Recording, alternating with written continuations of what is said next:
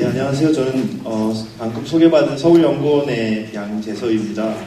오늘 제3회 건축도시포럼 그 사이에 토론 한번 참석한 적이 있는 것 같고요. 방청하면서 몇 번 왔었는데 오늘 제가 이렇게 발표할 수 있는 기회를 주신 것에 감사드리고 또 황희영 교수님 기조발제 잘 들었습니다. 제가 오늘 발표할 주제는 서울의 마을단위 계획 운영 실태와 자치구 역할입니다. 현재 그 마을 계획, 마을 단위 계획 굉장히 그 다양한 유형과 양상으로 각 지자체별로 운영되고 있기 때문에 어떤 한마디로 이렇게 설정하기가 굉장히 힘든 상황인 것 같습니다.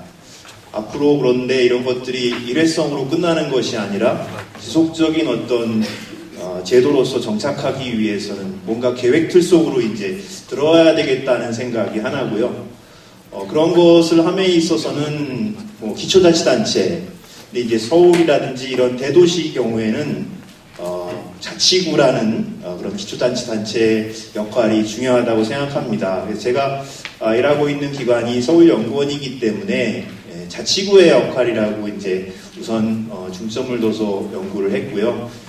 전국적인 차원에서는 기초자치단체의 역할이라고 한번 같이 생각하시면서 큰 흐름과 방향을 봐주시면 좋겠습니다. 이 과제는 제가 2012년도에 저희 연구원에서 했던 과제를 좀 수정 보완해서 작성했습니다. 순서는 도시계획 패러다임 변화, 그 다음에 자치구, 마을 단위 계획의 추진 동향하고 자치구 역할이고요. 사례를 좀 살펴봤습니다. 서울에서 진행되고 있는 서울시가 좀 주도한 형태 그리고 자치구가 주도한 형태에서의 자치구는 어떤 역할을 했는지 그리고 향후의 개선 방향을 제안합니다. 앞서에서도 나왔었지만 도시계획 패러다임의 변화에 대해서는 모두가 다 공감하는 것 같습니다. 과거에 아마도 도시 정비나 재개발이 곧 도시계획과 거의 같은 의미로 쓰였던 것 같은데요. 80년대의 전면적인 철거 재개발, 합동 재개발 이후에 신도시 개발, 그리고 뉴타운 사업, 아마도 최근에는 도시재생, 마을 만들기 또는 생활권 계획 이런 부분들이 화두인 것 같습니다. 이것이 지향하는 바는 기존의 물리적 환경 정비 위주로 돼 있던 것에서 경제적이고 다양한 요소들을 같이 고려하는 종합적 재생을 지향한다는 것일 거고요. 지역 주민들에게 밀착된 어떤 계획을 좀 해보자. 당연히 그러기 위해서는 그 지역사회에 계시는 주민분들과 자치구의 협력이 필수적이라고 생각됩니다. 이미 혹시 보신 분은 아시겠지만 이제 지난 4월 1일에 서울시에서는 생활권 계획이라는 것을 추진하겠다는 발표를 했었습니다. 서울은 뭐 인구 1000만의 대도시이기 때문에 도시 기본 계획이 상당히 추상적인 내용으로 많이 담겨져 있습니다. 그러다 보니까 이런 것들이 이제 실제 실현 방향으로 진행되기 위해서는 그런 부분들을 좀 세부적으로 마련할 수 있는 계획의 구체화가 필요했는데요. 그것이 이제 하나가 권역계획이라는 것을 통해서 5개의 권역 차원으로 좀 큰 틀을 잡고 다시 그 지역생활권 계획이라는 것을 통해서 자치구 내에 약 한 2-3개 정도의 행정동, 인구로 치면은 약 10만 정도 되는 계획을 앞으로 3년간에 걸쳐서 수립하는 것으로 예정을 발표했습니다. 그것이 지향하고 있는 그 뜻과 방향이 첫 번째는 현재 그 다양한 지역사회와 주민분들이 요구하는 생활개선 요구 이런 것들을 담아낼 수 있는 계획틀이 없기 때문에 생활권 계획을 통해서 이런 것들을 담아내겠다는 것이고요. 두 번째는 여러 그 협의체 또는 뭐 참여단 이런 주민분들의 어떤 직접적인 참여를 유도하는 아래로부터의 계획을 통해서 큰 계획도 이제 만들어내겠다는 그런 취지의 지향점을 가지고 있습니다. 이와 함께 이제 또 하나의 큰 변화가 중앙정부 차원에서 잘 아시겠지만 지난 6월 달에 도시재생 활성화 및 지원에 관한 특별법이 제정됐습니다. 상당히 오랜 동안에 R&D 연구 과정들을 거쳤고요. 올 12월부터 시행될 예정인데 잘 아시겠지만 이것이 지향하는 반환은 크게 세 가지라고 생각됩니다. 장소 중심의 종합적 재생을 추진하겠다. 또 한 가지는 주민 중심의 재생을 하겠다. 그 다음에 정부는 이런 것들을 패키지로 지원하겠다는 것이 아마 주요 내용으로 담겨져 있는 것 같습니다. 그리고 이 중에서 이제 또 한 가지는 근린재생형의 계획을 수립할 때 이런 특별시나 광역시 내에 있는 자치구청장도 계획을 수립할 수 있도록 이런 것들을 통해서 지역사회의 여러 가지 그 생활환경 개선이라든지 기초생활 인프라 이런 부분들을 활성화시키는데 기여할 수 있다고 생각이 듭니다. 이런 부분들은 저희 나라뿐만 아니라 이미 외국에서도 잘 아시겠지만 많은 시도와 움직임이 있었고 작은 단위에서의 직접적인 참여를 위해서 많은 프로그램들이 있었습니다. 시애틀 같은 경우에 네이버후드 플랜, 베를린 같은 경우에도 QM이라는 마을 만들기 프로그램, 저희가 잘 아는 세다가야구의 여러 가지 지구 마치구리 계획이라든지 이런 외국의 사례들을 통해서 기존의 그 계획 체계와 마을 단위의 어떤 개선 계획들을 연결시키는 그런 사례들을 볼 수 있었습니다. 이제 저희 같은 경우에도 서울만 제가 여기 사례를 좀 적어봤는데요. 저희 서울뿐만 아니라 오히려 더 많은 지방자치단체에서 크고 작은 지방자치단체에서 다양한 그 마을 단위 계획이 수립되고 있는데 제가 이제 문제 제기로 한 부분들은 이런 생활 환경의 개선에 있어서는 그 생활의 직접적인 창구가 되는 행정 주체, 자치구의 역할이 상당히 중요하고 지금보다는 좀 더 강화돼야 되지 않을까 생각합니다. 그래서 이제 굉장히 어렵지만 마을 단위 계획에 대한 좀 개념 부분을 한번 짚고 넘어가야 될 텐데요. 우선 잠정적으로 마을에서 지역 주민이 주도하고 행정의 지원을 통해서 생활 환경을 지속적으로 개선해 나가면서 공동체 활성화를 지향하는 계획이라고 일단 정의를 내려봤습니다. 이 부분에 대한 정의는 아마 1999년도에 북촌마을을 하면서 정석 교수가 마을 단위 도시계획이라는 용어를 처음에 썼던 걸로 제 기억하고요. 그래서 제가 이제 지구 단위 계획 이런 얘기가 있다 보니까 마을 단위 계획이라는 얘기를 했고, 사실은 마을 계획, 마을 만들기 이런 것들이 상당히 더 소프트하고 와닿았는지 모르겠습니다. 근데 과연 그러면 이런 부분들의 그 형태와 틀을 어떤 것을 가져갈까 굉장히 다양하기 때문에요. 저는 여기 사례에서는 과거 휴먼타운, 그다음에 오늘 황 교수님께서도 소개해 주셨지만 경관협정, 그리고 최근에 이제 주거환경관리사업 이런 어떤 제도화되거나 이런 틀로서 진행되는 일단 계획이라고 설정하고 좀 살펴봤습니다. 그 사이에 이런 것들의 출발점은 1990년대 시민단체 중심의 여러 가지 마을 만들기 활동들이 있었고요. 중앙정부에서는 살기 좋은, 살고 싶은 마을 만들기라든지 휴먼타운 이런 쪽으로 쭉 전개되다가 최근 2010년에는 성북구, 은평구 등에서 마을 만들기와 관련된 자치구 차원의 다양한 사업과 프로그램들이 나타나고 있습니다. 중앙부처라든지 이런 쪽에서도 다양한 유형의 사업들이 추진되고 있기 때문에 어떤 경우에는 좀 유사한 부분들은 좀 통합해야 될 필요가 있지 않을까 생각해 보고요. 서울 같은 경우에는 과거에 이제 여러 다양한 유형의 그 지역 개선이나 환경 개선 부분들이 주거환경 관리 사업이라는 것으로 좀 제도화되면서 통합되는 경향이 있지 않은가 생각이 듭니다. 이런 부분들을 조금 더 지속적으로 개선하기 위해서는 그거보다 좀 폭이 넓은 공간 범위를 대상으로 하는 계획들이 좀 필요하겠다, 그런 생각입니다. 그렇다면 잘 아시겠지만 서울에서의 자치구는 어떤 도시계획적 권한이나 역할을 하고 있는지 잠깐 살펴보도록 하겠습니다. 평균적으로 이제 서울이 종로 중구는 굉장히 인구수가 적고요. 평균적으로 치면 40만이 내고 있는 거죠. 그런데 일반 시군에 비해서 보면은 도시계획적으로 할 수 있는 역할이나 권한이 거의 없다고 생각이 듭니다. 상당히 제한적인 위임된 사무를 처리하고 있고요. 잘 아시다시피 자치구 도시기본계획도 인정되고 있지 못한 그런 상황입니다. 실제로 자치구가 할 수 있는 일은 굉장히 작은 소규모 시설을 결정하거나 기존에 결정된 지구 단위 계획을 부분적으로 변경하는 그런 정도의 역할을 하고 있다고 생각하시면 되겠습니다. 그러다 보니까 이제 자치구의 도시계획적 조직과 인력도 상당히 좀 약한 편인데요.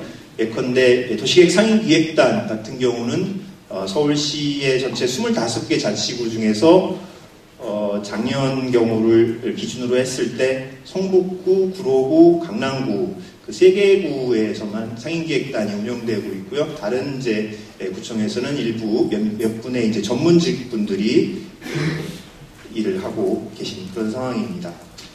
1990년대 초에 자치구 도시기본계획이 수립되면서 그것이 이제 도시기본계획 수립의 기초적인 자료로 활용된 적이 있었는데요. 그 이후에 이 자치구 계획이 어떻게 됐는가를 살펴보면 22개 자치구에서 여전히 재정비라든지 이런 형태를 통해서 꾸준히 수립되고는 있습니다. 그렇지만 이것이 자치구 여건에 따라서 임의로 수립되는 비법정 계획이기 때문에 서울시하고 의사소통할 수 있는 공식적인 계획이나 자료로서 활용되고 있지 못한 상황입니다. 아무래도 이런 부분들이 좀 계획체계, 그다음에 자치구의 역할에 있어서는 지금보다 조금 더 개선이나 진전이 있어야 되겠다라고 생각이 듭니다. 그럼 이제 마을 단위 계획 사례에서 자치구 역할을 한번 살펴보기로 하겠습니다. 이 부분은 조금 2011년도 그 정도 거를 분석한 것이라서 지금 조금 상황이 달라진 부분도 있을 거고요. 아마 그런 부분이 있다면 오늘 그 토론해 주시는 그런 과정에서 지적을 해 주시기 바랍니다. 저는 크게 이제 두 가지 타입으로 좀 나눠봤는데요. 첫째는 서울시가 좀 주도한 유형입니다.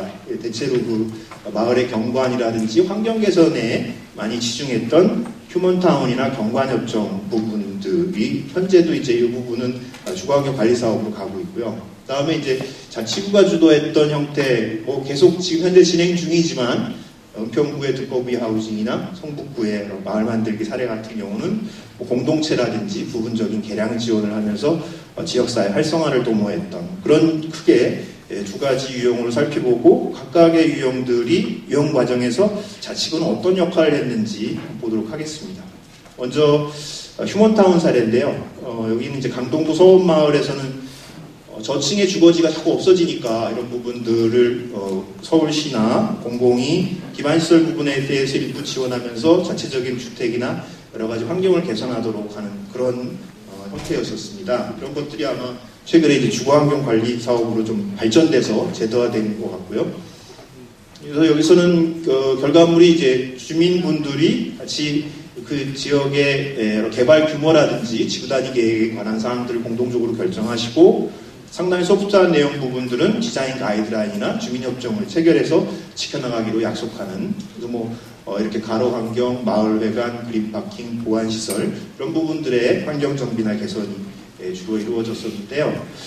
이런 과정들을 보면 글쎄 이 부분은 이제 초창기 서울시에서 시범 사업 위주로 좀 진행됐었기 때문에 다소 공모 대상지 선정 과정에서 하향시키지 않았느냐. 그다음에 두 번째는 기본 계획은 서울시가 수립하고 실시 계획을 자치구가 담당하는 과정에서 좀 업무의 연결이라든지 이런 부분들이 조금 원활하지 못했던 그러니까 했던 일들을 다시 중복해서 하게 되는 그런 과정이 있지 않았나. 그렇게 하고 물론 자치구가 열심히 지역 주민들의 참여를 위해서 노력을 많이 하셨지만 그 담당을 했던 용역사라든지 이런 쪽에서 이런 부분들을 많이 했기 때문에 좀 자치구는 뒤쪽에 좀 이게 있었지 않았는가. 사후적인 여러 가지 관리나 주민협정에 대한 이행 부분이 일부 지역을 빼놓고는 잘 모니터링이 잘 안 되는 그런 상황이었지 않았나 생각이 들고요. 두 번째 경관협정에서는 그 강북구에 있는 진달래마을 사례를 살펴봤는데 이 부분도 형태는 사실 비슷합니다. 경관법이 개정되면서 경관협정을 통해서 지역 주민들이 어떤 자율적인 규제라든지 협정이 가능하도록 함으로써 진행된 사업 방식이고 원래는 이제 자치구와 서울시가 매칭으로 자금을 지원하는데 이 부분은 이제 시범 사업이기 때문에 서울시가 지원을 했었습니다. 기본계획 수립하고 공공 부분과 개인 부분에 대해서 경관협정 체결하고 협의회 운영에 대한 규약과 룰을 만드는 방식으로 진행됐고요. 여기도 마찬가지로 그 길 확장이라든지 담장 낮추기, 그다음에 협정에 대한 여러 가지 표석과 안내판, 그린 파킹 이런 사업들이 시행됐습니다. 이 과정의 사례를 보면은 좀 공모 기간이 굉장히 짧아서 경우에 따라서는 지역 주민들의 의견들을 충분히 수렴하지 못하고 자치구가 먼저 응모한 그런 경우도 좀 보였고요. 마찬가지로 기본계획하고 실시계획이 이원화되는 과정, 그 다음에 이제 외부 용역사가 좀 여기는 도시연대가 특히 주민 참여를 많이 독려했었기 때문에 자치구가 협력하는 형태로 진행됐고 사업이 완료됨과 동시에 행정지원은 종료되면서 사후관리라든지 이런 부분들에 대해서는 조금 더 숙제로 남아있는 그런 형태입니다. 종합을 하자면 시가 주도하는 기본계획, 구가 주도하는 실시계획이 이원화되어 있는 뭐 그런 좀 문제가 있었다고 생각이 들고요. 결국 기본계획 과정에서 자치구가 좀 더 적극적으로 참여해야 되지 않을까. 여러 가지 전문 인력이라든지 담당자 교체로 인해서 주민하고 신뢰가 좀 이렇게 단절되는 그런 부분의 문제도 있었고, 사후적으로, 지속적으로 이런 부분들을 관리하거나 모니터링하는 그런 역할들이 필요하다고 생각이 듭니다. 두 번째, 이제 자치구 주도형, 사실 이 부분은 계속 지금 현재도 진행되고 있는 거기 때문에 제가 뭐라고 여기서 결론적으로 말씀드리기보다는 이런 면이 있었다 이렇게 이해해 주셨으면 좋겠고요. 은평구의 뭐 두꺼비 하우징 많이 들어보셨겠지만 민선 5기 구청장에 당선되면서 낙후된 지역의 주거 환경을 그 지역사회의 그 사회적 기업 형태와 같이 공동으로 민간 협력의 방식으로 이제 개선하기 위해서 진행된 것인데, 여기에는 그 서울시의 여러 가지 지원 자금 같은 것들을 마련하기 위해서 뭐 경관 가꾸기 사업을 가져온다든지 주민 참여를 유도하기 위해서 텃밭을 진행한다든지 하는 그런 여러 시도들이 있었습니다. 이런 부분들은 뭐 이제 그 좀 서울시가 주도했던 거하고 비교했을 때 상대적으로 자치구가 주도하는 민간협력 시스템을 만들었다는 거하고요. 그 다음에 여러 지역 주민들의 동의를 많이 고려했다는 것, 그 다음에 골목 단위의 회의라든지 이런 것들을 통해서 많은 주민들의 참여를 유도하려고 했고, 이런 것들이 좀 더 작은 단위의 노력들이 돋보인다고 생각이 들고요. 두 번째, 성북구의 자치구 주도 부분도 마찬가지로 자치구청장 당선으로 시작됐고, 여러 가지 조례라든지 지원센터, 공모를 통해서 사업이 진행되면서 자치구 차원에서는 기본계획을 수립하고, 그다음에 아카데미 운영하고 여러 마을 공모 사업들을 추진한 점들이 눈에 띄었습니다.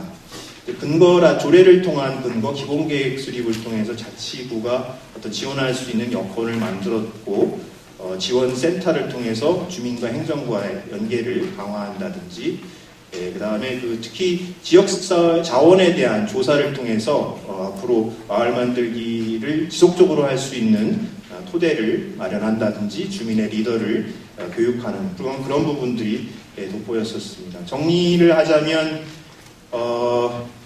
상대적인 부분이라고 생각하시면 되겠는데요. 자치구 차원에서의 조례 제정과 이런 것들을 통해서 지속적인 어떤 조직, 그다음에 계획, 지원의 어떤 기반을 만들었고, 이런 부분들이 두꺼비 하우징이라든지 마을 만들기 지원센터 같은 협치기구를 통해서 나타났고, 주민분들의 어떤 참여를 유도하기 위한 굉장히 다양한 노력들이 있었다. 아마 이런 것들이 가능했던 것은 구청장의 적극적인 의지가 굉장히 큰 촉발점이 되지 않았나 이렇게 일단 생각이 듭니다. 끝으로 그렇다면 이제 이런 부분들이 좀 더 제도화돼서 마을 단위 계획에서의 자치구 역할을 개선하기 위해서는 어떤 부분이 필요할까?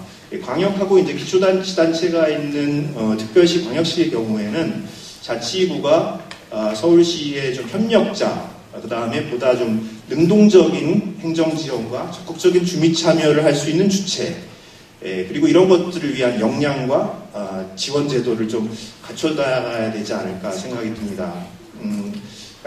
100여 분한테 이제 전문가 의견 조사를 좀 했었는데요. 서울의 그 자치구 계획 역량에 대해서는 약 57% 해당하시는 분들이 좀 부족하다라고 응답을 하셨었고, 이것을 좀 개선하기 위해서는 전문 인력이라든지 조직의 보강, 주민 의견 수렴 부분들을 좀 더 강화할 필요가 있겠다라는 그런 응답을 주셨습니다. 그래서 제가 그 한 5가지 정도 앞으로 그 자치구 주도의 계획 수립과 시행 체계를 좀 마련하는데 역할 분담이 필요하겠다고 생각합니다. 서울시는 뭐 당연히 총괄적인 기획이라든지 예산 지원, 계획 수립 지침을 만들고 그것들을 이제 어떻게 진행되는지 모니터링하는 그런 역할들에 주력해야 될 것이고요. 자치구가 주민분들과 함께 실질적인 계획을 수립하고 그다음에 실행을 주도하고 주민 참여를 유도하는 이런 역할 분담이 큰 틀에서 좀 이루어져야 되지 않을까 생각이 듭니다. 어떤 면에서 보면은 그 대도시에 있어서는 그 광역정부는 도시의 경쟁력 강화 쪽에다가 상당히 많은 비중을 둬야 될 것 같고요. 주민분들의 어떤 생활 밀착형 계획이나 그런 부분들은 자치구 쪽에 좀 더 비중이 있어야 되지 않을까 생각이 듭니다.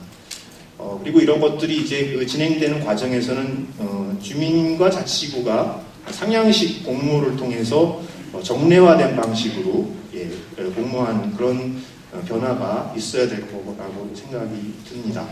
그다음에 세 번째는 자치구가 주민 참여 유도를 위한 좀 촉매 역할을 좀 강화해야 되겠다. 물론 이런 부분에서는 아까 그 협치기구로서 지원센터라든지 이런 쪽의 역할도 상당히 중요하다고 생각합니다만은 우선적으로는 좀 자치구가 이런 부분들에 대한 역량이라든지 이런 것들을 좀 가지고 있어야 되지 않을까. 그래서 이런 부분들을 진행할 수 있는 다양한 프로그램의 운영이라든지 일부 그 지역 여건이나 특성을 고려한 주민조직을 운영할 수 있는 그런 룰 같은 것들도 만들 필요가 있다고 생각이 듭니다.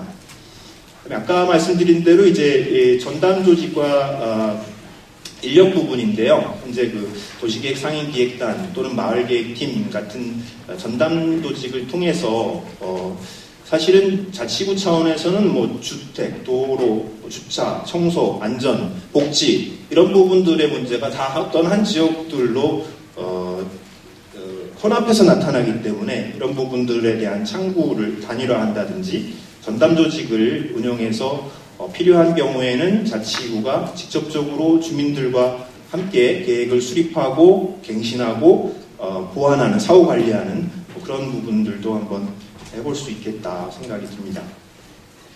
끝으로 이제 이런 것들이 좀 제도화되기 위해서는 우선 현 단계에 있어서는 뭐 지구 단위 계획이라든지 경관협정이라든지 주거환경관리사업 등등이 다 각각에 맞는 장단점이 있을 것입니다. 이런 부분들을 좀 우선 지역 여건이나 특성에 맞게 보완하는 것이 하나일 거고요. 최근에 그 도시재생법이 만들어지면서 근린재생형 도시재생 활성화 계획을 할 수 있도록 되어 있으니까 이런 부분들하고 연계해서 활용하는 방안 것들 모색해야 될 것 같습니다. 어떤 일회성 사업이라든지 부분 분산적으로 이뤄내는 것들에 대한 큰 틀을 마련하기 위해서는 자치구 도시기본계획이나 생활보험계획을 통해서 좀 큰 틀을 잡는 그런 과정들이 필요할 것이고요. 마지막으로 그 서울시가 마을 단위 계획에 대한 여러 가지 지침이라든지 승인 권한을 갖고 실질적으로 주민들과 협의하면서 그런 부분들을 수립하고 실행하고 사후 관리하는 시스템은 자치구에게 가는 그런 좀 역할 분담이 필요하다고 생각됩니다. 이상으로 제 발표를 마치겠습니다. 서울시 주도형과 자치구 주도형으로 층위를 나눠서 기존 마을 단위 사업을 구체적으로 설명해 주셨고요. 결국 마을 단위 계획의 실효성을 확보하기 위해서는 자치구의 역량 확보가 우선될 필요가 있다는 점을 강조해 주셨습니다. 네, 감사합니다. 다음 두 번째 발제는 기조 발제에서도 잠깐 언급이 있었는데요. 마을 단위 계획과 실제, 수원시 사례라는 주제로 수원 마을 르네상스 센터의 이근호 센터장님께서 발표해 주시겠습니다. 외진 여러분께서는 박수로 맞이해 주시기 바랍니다. 예, 반갑습니다. 소개받은 수원에서 왔습니다. 마을 르네상스 센터의 이근호로 합니다. 반갑습니다. 저한테 주어진 시간이 딱 15분이더라고요. 지금 4분이니까 15 넘으면 19분이네요. 1분 더 써가지고 20분까지 하겠습니다. 괜찮죠, 주님? 대답이 없습니다. 더 일찍 마치나 똑같은데. 말을 좀 빨리 하겠습니다. 그리고 제가 이런 포럼에 오면은 분위기가 별로 저한테 익숙하지가 않습니다. 너무 재미가 없어요. 앉아 계신 분들이 너무 묵직하셔가지고 일단 그 무기에서 눌리는 것 같은데요. 오늘 조명도 많이 누르는 것 같습니다. 저 파워포인트는 재미가 좀 없습니다. 보시면은 그냥 그림도 없고요. 네. 사실 뭐 보여드릴 거는 오히려 여러분들이 더 예쁜 거는 더 많이 보셨었기 때문에 제가 여러분들이 만족할 만한 사진은 찾을래도 찾을 자신도 없을 거예요. 네. 근데 오늘은 약간 몇 개 사진은 간단히 보여드리도록 하겠습니다. 저는 여러분들과 오늘 수원에 대해서 말씀드리고 싶은 것은 뭐 수원의 특정한 마을에서 어떤 계획을 세웠다 이걸 말하고 싶은 건 아닙니다. 그냥 수원시에 있는 40개 동, 구체적으로는 37개 동인데 인구 116만이라는 거대 도시에서 그 중에서 37개 동에서 동시에 마을 계획을 세운 겁니다. 동시에 세웠거든요. 한 마을이 아닙니다. 동시에 세웠는데 왜 그렇게 프로그램을 세웠는지 그리고 그렇게 마을 계획을 세운 계획은 앞으로 어떻게 사용할 것인지 그런 계획에 대해서 제 고민을 좀 말씀드리고 그리고 여러분들 의견을 좀 듣고 싶은 욕심이 있어서 이 자리에 섰습니다. 솔직히 엄청 부담되는 자리입니다. 아직 마을 계획에 대해서 최근에 최종 작업이 끝났기 때문에 이 작업을 평가하는 작업도 완전히 안 된 상황이기 때문에 제 생각이 좀 많이 들어갔다는 것을 좀 먼저 말씀드리도록 하겠습니다. 이겁니다. 저는 오늘 이 포럼을 통해서 저도 뭔가 변화를 좀 가지고 싶습니다. 제가 자신감 또는 약간은 이 고개를 가동하면서 실천해왔던 그간의 활동들에 대해서 좋은 말씀을 듣고 저도 좀 바뀌고 싶거든요. 여러분도 같이 바뀌었으면 좋겠습니다. 그런 자리, 뜻깊은 자리 기대하면서 먼저 저는 요걸 좀 말씀드리고 싶습니다. 마을 계획을 작년 말부터 해서 금년에 거의 1년간에 걸쳐서 40개 동에서 다 했는데 36개 동에서 다 했는데 그 배경이 뭘까? 뭐 중앙정부에서 아니면 세계적 그런 흐름이 대세가 마을 만들기라서 저는 아니라고 봅니다. 이미 수원 시민들은 수원 시민뿐만이 아니겠죠. 우리나라에 살고 있는 모든 주민분들은 해왔다는 겁니다. 마을을 스스로. 물론 어떤 분들은 조선시대부터 했대요. 뭐 향약, 개, 투례 해서 했다고 하시는 분도 계시고 한국전쟁 이후에 했다고 하시는 분도 계신데 포장이야 어떻게 하든 우리 마을을 스스로 개선하기 위한 움직임은 쭉 있어 왔다는 겁니다. 그것을 위에서 틀을 만들어서 제시를 했느냐 아니면 밑에서 올라오는 것을 받아서 만드느냐의 차이 없이 해왔다는 겁니다. 수원도 마찬가지입니다. 해왔습니다. 이는 수원의 해왔던 과정에 대해서 충분히 이해를 하지 못하시고 수원의 결과물을 본다면 야 단체장 잘 뽑았네 이거밖에 결론이 나올 게 없겠죠. 근데 저는 단체장이 잘하기 위해서는 단체장의 정책을 이해하고 동의하고 같이 실천할 주민과 중간 사람들이 있었다는 겁니다. 저는 그거를 말씀드리기 위해서 제 자료 파워포인트의 앞부분은 장황하게 수원 마을 레네상스 이야기를 쫙 적었습니다. 근데 이거 이야기했다가는 15분 넘어가기 때문에 자, 이렇게 해왔습니다. 이런 결과물들이 있었기 때문에 이런 시스템을 만들게 된 겁니다. 충분한 논의를 했습니다. 넘기시면 되고요. 보시면 여기에 이제 저희 주민이겠죠. 주민조직입니다. 주민조직이 이렇게 구성되어 있고 주민을 지원하기 위해서 왼쪽에는 우리 볼 때 이제 왼쪽에는 행정조직 제2부시장님부터 시작해서 추진단 행정지원협의체 그 다음에 구와 동 담당자 스포츠즈까지 이렇게 구성했습니다. 인원으로 따지면 거의 100여 명 되는 것 같습니다. 뭐 전체 많지는 않다고 말할 수 있겠지만 기초지자체에서 한 100여 명 되는 공무원이 마을 만들기를 자기 업무로 생각하고 해야 된다는 의무감을 가지고 있다. 그리고 100여 명 중에서도 아무리 숫자를 적게 잡아도 한 30명 이상 공무원은 목숨 걸고 한다는 겁니다. 대단한 저는 공무원 지원체계라고 생각합니다. 그 다음에 오른쪽은 저희 민간입니다. 저희가 일하고 있는 센터도 있습니다. 자, 이는 주민들 가운데 두고 행정, 100여 명에 가까운 행정들과 그리고 다양한 민간 그룹들이 열심히 주민 여러분 하십시오. 바람을 내는 거 아닙니까? 하십시오. 이렇게 2011년부터 하니까 만으로는 아직 3년도 안 됐습니다. 만으로는 했는데 어떤 결과가 생겼느냐? 중간에 있는 시스템에 있는 기구들은 좀 읽어보시기 바랍니다. 읽어보시고 이렇게 해보니까 이런 걸 말씀드렸습니다. 물론 이제 서울시 입장에서 보면 이게 대도시 광역에서 보면 별게 아닌지 모르겠지만은 저희는 이 숫자가 대단히 좀 다양한 측면에 제 개인적으로 해석이 됩니다. 어떤 해석이냐면요. 이 숫자는 공모사업에 응모하고 선정되거나 지원됐던 그런 개수를 지금 표현하고 있는 겁니다. 표현하고 있는 거예요. 뭐 단도직입적으로 금년에 한 150개 되는 주민조직이 움직이고 있는 겁니다. 행운동 같은 경우는 동네 하나 안에 20개 이상 되는 주민조직이 움직입니다. 마을 만들기 조직입니다. 관변단체 말고. 마을 만들기 조직이 한 동에서 그렇게 20개 이상이 움직입니다. 저희는 주민들한테 기회를 드렸던 겁니다. 뭐 행정구역별로 한 개가 아니고 15명 뜻만 만든 분이 앞에 계신 우리 교수님들 훌륭하신 분들이 10명이 모여서 우리 뭐 한번 해보겠다 그러면 하시라 이겁니다. 이런 식으로 개방적으로 열었더만 생각보다 주민들이 신청을 많이 하더라는 겁니다. 해왔던 거 이렇게 많이 됐습니다. 근데 이걸 어떻게 해석할 거냐 이겁니다. 개수가 많아요. 제가 이 공모사과 관련해서 들었던 말 중에서 가장 충격적인 발언을 해주신 교수님께서는 저희 공모사 평가를 와서 이런 말씀을 하고 가십니다. 수원에 대해서 기대를 잔뜩 하고 왔는데 이 말은 제가 붙이는 표현이고요. 수원은 마을 만들기가 급조된 것 같다고 그랬어요. 급조된 것 같다. 왜냐하면 여기 왔던 주민조직하고 이야기를 해보니까 말을 잘 하더라 못하더라 못하는 겁니다. 버벅거리는 거예요. 자기가 썼다고 하는데 딱 보니까 느낀 거죠. 전문가들 아니십니까? 주민이 직접 썼냐 옆에서 써주냐가 눈에 딱 들어오는 거예요.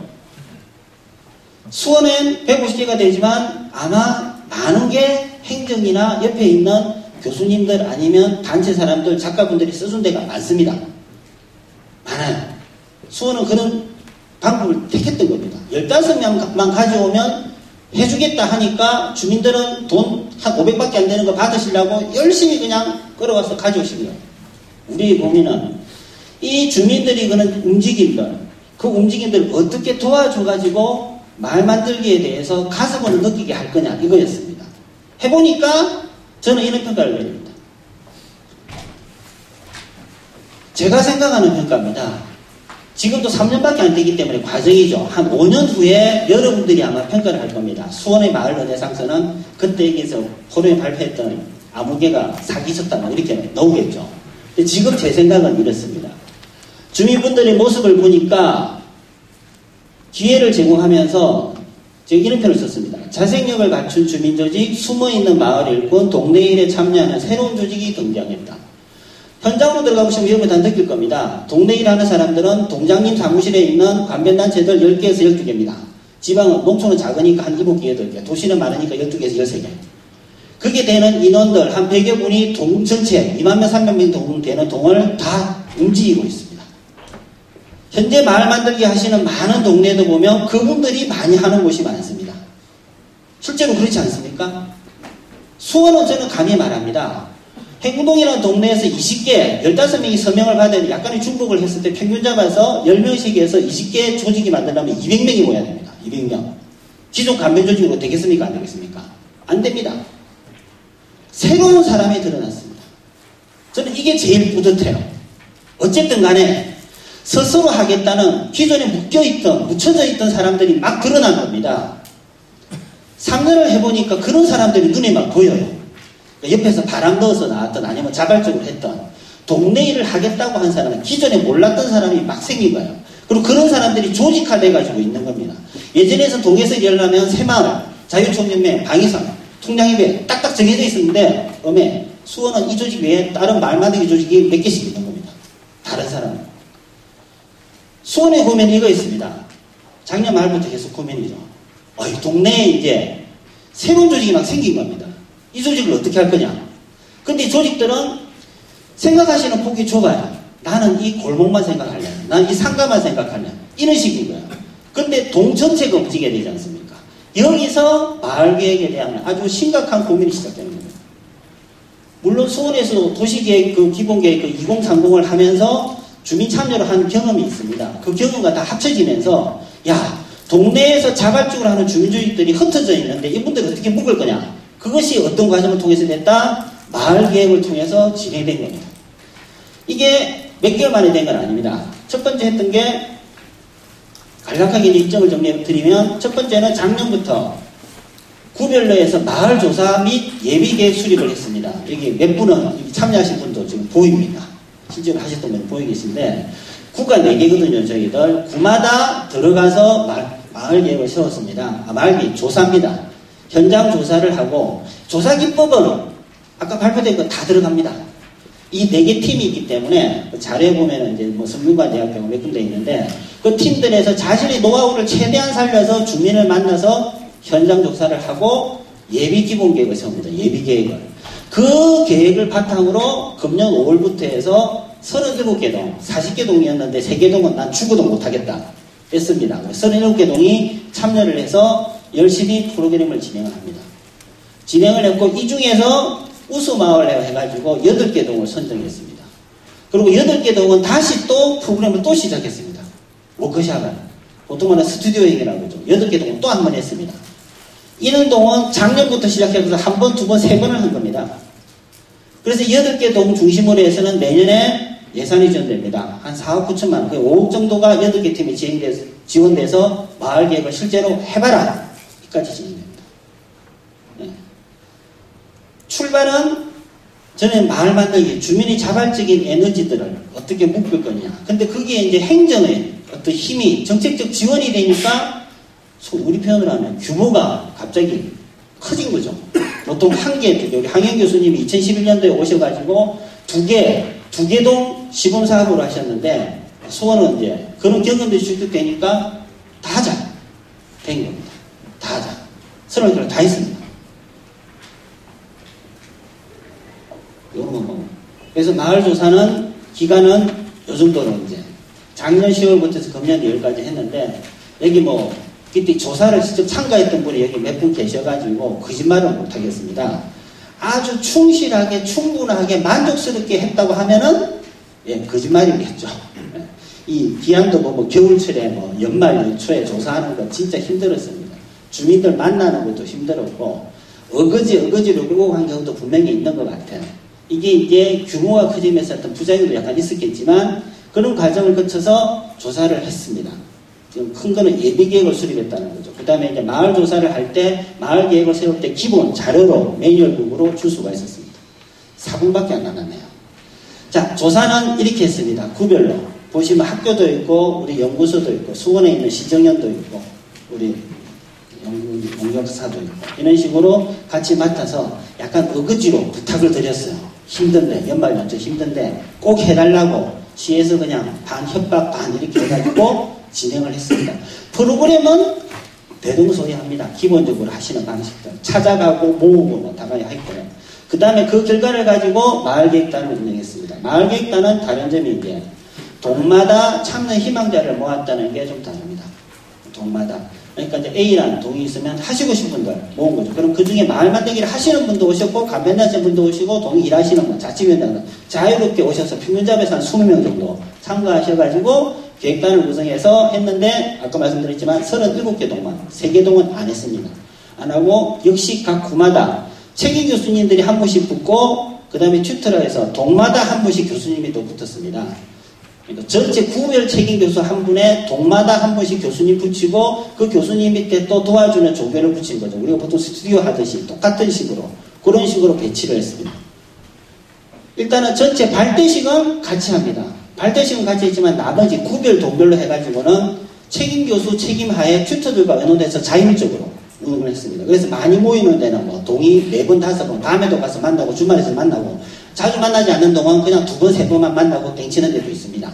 그건 어쩔 수 없더라고요. 튜터 선생님의 개인적인 열정이라든지 시간적 여유에 따라 달라지는데, 그거는 그 부분에 대해서는 각자 여기 계신 분이 더 잘 아시라 생각하고, 그런 시스템에 따라서 구별 또는 동별로 자유롭게 활동하고 마지막에 같이 모여서 최종 발표를 했습니다. 이때도 역시 오셨던 분이 몇 분 계시는 걸로 제가 알고 있습니다. 이날 분위기 아주 살벌했습니다.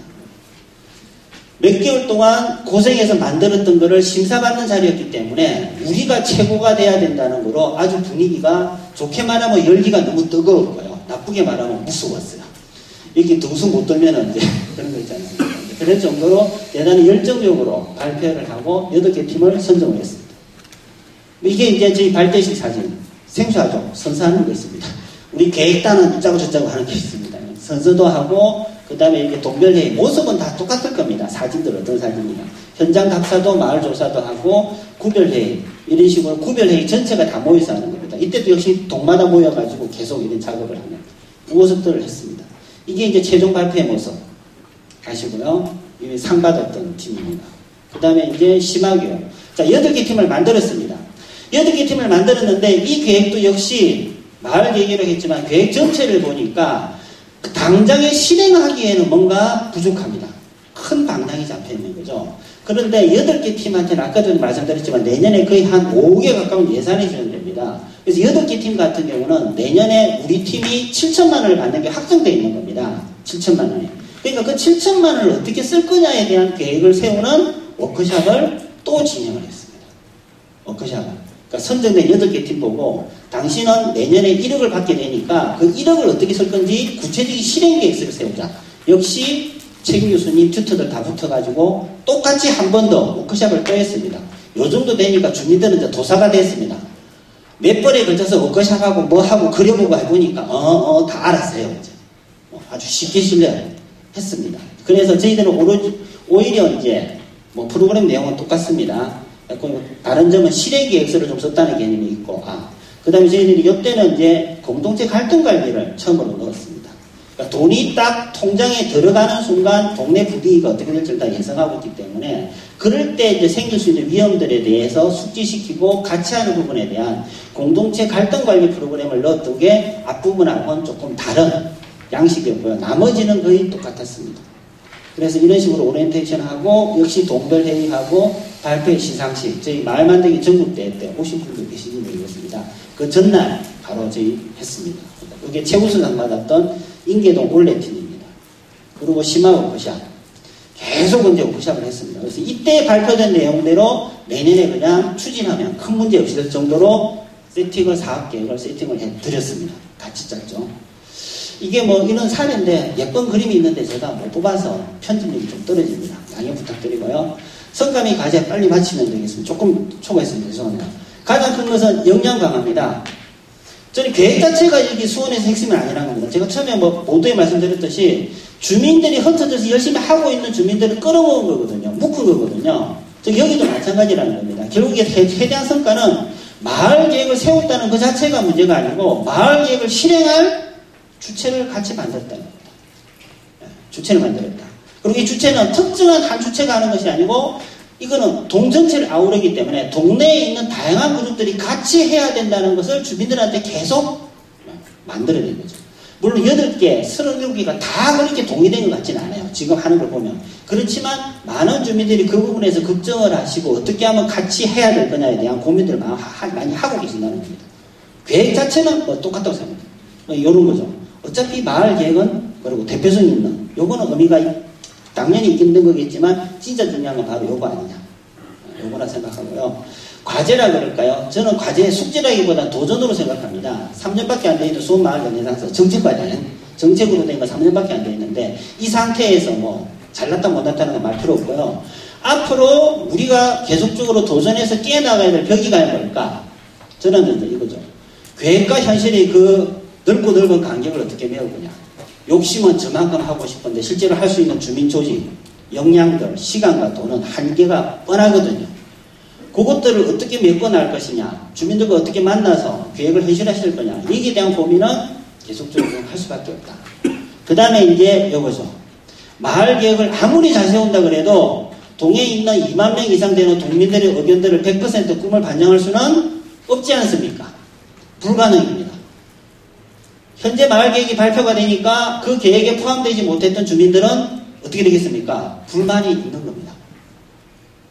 이걸 또 어떻게 나갈 것이냐? 마을 계획에 들어가 있는 계획과 그 다음에 들어가지 못했던 계획들을 어떻게 조화시켜서 그 꿈을 꾸는 사람들이 같이 어울려서 할 수 있게 하느냐가 저희 수원의 마을 계획의 지금 숙제입니다. 좀 너그러운 마음으로 봐주시고 수원에서 있는 프로그램들에 적극적으로 도움도 많이 주시면서 수원의 어떤 실험들, 도전들이 성공할 수 있도록 많은 도움 주셨으면 좋겠습니다. 감사합니다. 중장기적으로 주민들의 이해와 참여가 전제될 때 마을 계획의 실효성이 확보될 수 있음을 강조해 주셨습니다. 사실 자료를 보고 좀 지루하지 않을까 걱정을 했었는데요. 열정적인 발표로 반전을 보여주신 센터장님께 사회자로서 진심으로 감사를 드리겠습니다. 네, 아마 한정된 시간 때문에 구체적인 내용을 아마 다 들을 수는 없었을 것 같습니다. 토론 시간에 또 그런 부분에 대해서 구체적인 내용을 들을 수 있기를 기대를 하겠습니다. 남은 발제는 새로운 마을 단위 계획의 수단 건축협정이라는 주제로 건축도시공간연구소 성은영 연구원님께서 발표해 주시겠습니다. 박수 부탁드립니다.